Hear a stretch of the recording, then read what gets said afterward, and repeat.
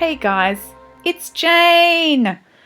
I'm doing a booktube Babbles video today, sitting in exactly the same place that I was last week, but I've angled the camera so that I've got a bookshelf in the background of my shot so that it makes it a proper official booktube video.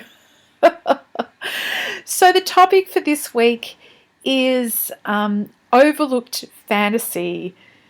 Now, clearly Paul, who made up the topics for these, and I think differently about fantasy and science fiction, because reading down the different weeks, it seems like the underlying premise is that fantasy is easy and science fiction is hard, and not everybody feels that way, Paul, but I can go with it. That's all right. That's all fine. I don't read a super huge amount of fantasy. And what I do read is largely pretty mainstream. Like, I love Robin Hobb, and she's not overlooked. You know, everybody should read her, but she's not overlooked. I've loved the Patrick Rothfuss books. I loved the Game of Thrones books, and yeah. So I was wondering if I was going to actually have anything to say to this topic, but I've dug through my Goodreads listings of the books that I've read, and I've come up with just a handful of things that I've actually really loved that are fantasy that probably could be more widely read.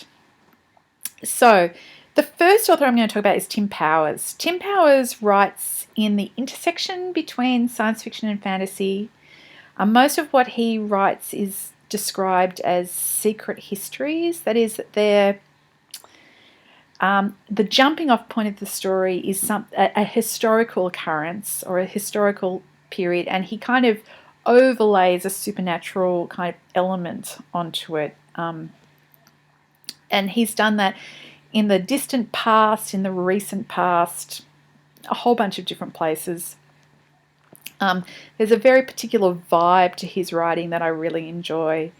So if you haven't picked up any Tim Powers, two of his that are more strongly fantasy rather than science fiction. The Drawing of the Dark, which is set in the Middle Ages in Europe, and On Stranger Tides, which is a pirate story set in the golden age of pirates in the Caribbean.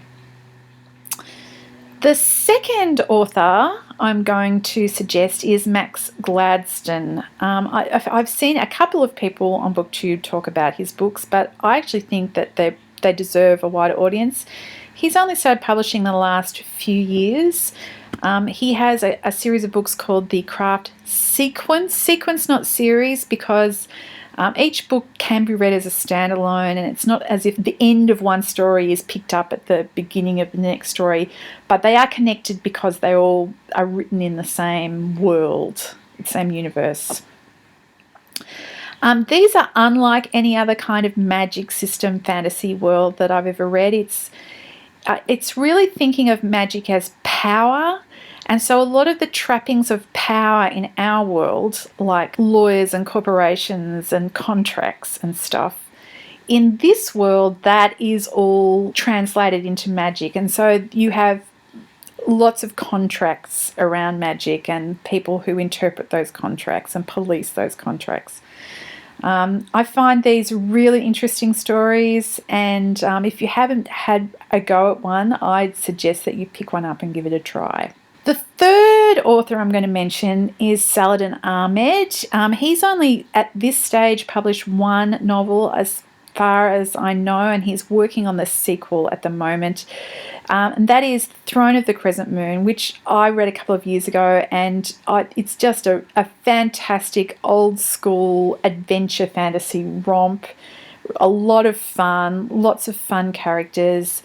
The special thing about it is that it's set in a version of the Middle East, and so it's kind of got a 1001 Nightsy sort of feel, and that's really fun. Now, that would probably be the end of my list, except I've decided to tack on two middle school authors as well. I know not a lot of people are that excited about reading kids lit, but I actually really enjoy a well-written kids lit story. Not that vibe about YA on the whole, but middle grade I think really speaks to me much more.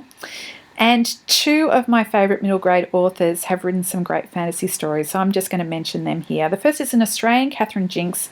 She's done some great books, and one of her series is straight up fantasy. That's called the City of Orphans series. It's about Boggles, who are these monsters that eat children. And it's set in sort of Sherlock Holmesian sort of London, where there are hansom cabs and street urchins. This guy whose trade is he's a boggler, that is, he catches boggles. And of course, he always needs an apprentice that is a child who will be bait for the boggle. And yeah, this is a fantastic, fun series. The last person I'm going to mention is N.D. Wilson. He's probably my favourite middle grade author. Most of what he's written is probably best described as fantasy, and yeah, he's written some great books. The 100 Cupboards series is kind of a twist on a modern version of Narnia set in the States. My favourite of his books are the Ashton Burial series. There's this other dimension to the world that you don't see behind the everyday. It's sort of set in the current present day.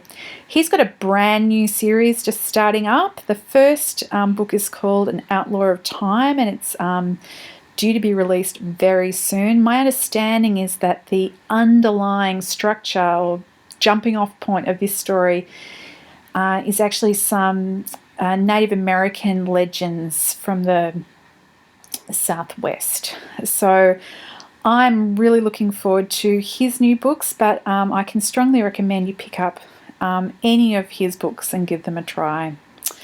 That's it for me as far as overlooked fantasy.